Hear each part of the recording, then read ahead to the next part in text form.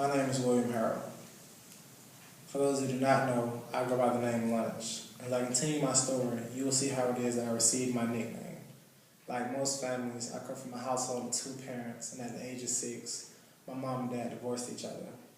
This divorce not only took a major toll on me, but my mom as well.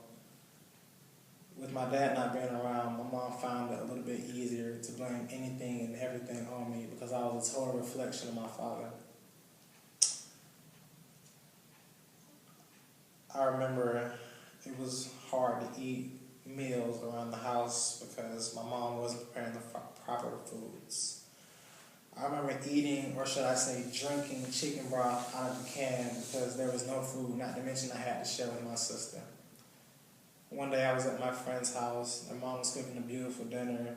I was excited, more like overwhelmed, that I was about to eat a dinner that I've only seen on television.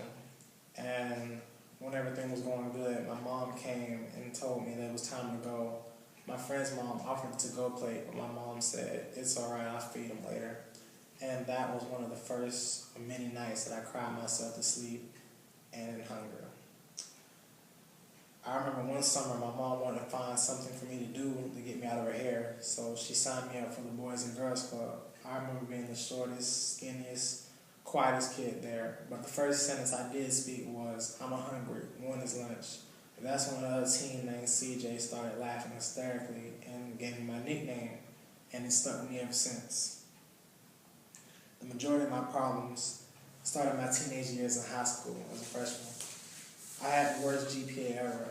I was failing miserably, and my unweighted GPA was under a 1.0. Embarrassed to show my grades that anyone feared being laughed at, I took the hard way out of the struggle in silence. I never had money to walk around with, nor did I have money in general. My dad did pay between $900 to $1,000 in child support and on time, but my mom still claimed she never had any money. So I decided to take matters into my own hands, and I started selling drugs at a young age. The money was fast, I could finally afford to eat at school.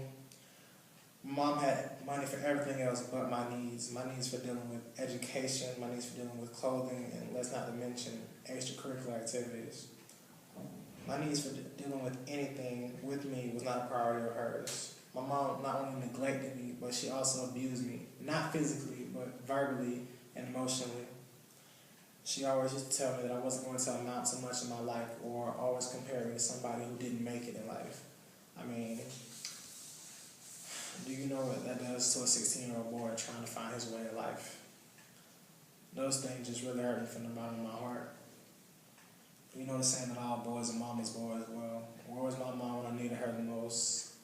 Where was her to tell me that there'll be better days ahead and everything's going to be all right? That love I longed for from her, I never saw. She never gave it. But I lost sight of myself. I lost sight of my future. I lost sight in everything. The next thing I know, I was being Baker at a junior high school one day, being institutionalized in a mental institute another day. I wrote a letter in my second period of class. My teacher was talking about writing an assignment for who you see as a hero in your life. And instead of writing about the assignment, I wrote about harming myself and my mother. Of course, the teacher read it. She followed protocol, took me outside, asked me questions. Then the next thing you know, I was being transported to a hospital. That's where I resided for 3 days. I saw kids with cut up wrists saying they heard voices in their heads. And I knew right then and there that I had to get out. I had to do better for me, my sister, and my future. Those kids had so much potential, but they just let their problem get the best of them, and I didn't want to end up like another statistic. So I knew it was time for me to pull myself together.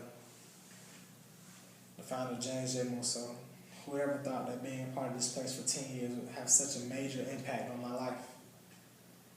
The minute I felt a sense of security, I opened up to the staff members about my problems at school, and instead of judging me, they helped me. They gave me immediate tutoring for schooling. They mentored me in how to change things in my life, or how to look at different outcomes from what my mother put was always there for me. I felt like I had a home again. I felt safe. I would like to thank the Boys and Girls Club for helping me with my struggles.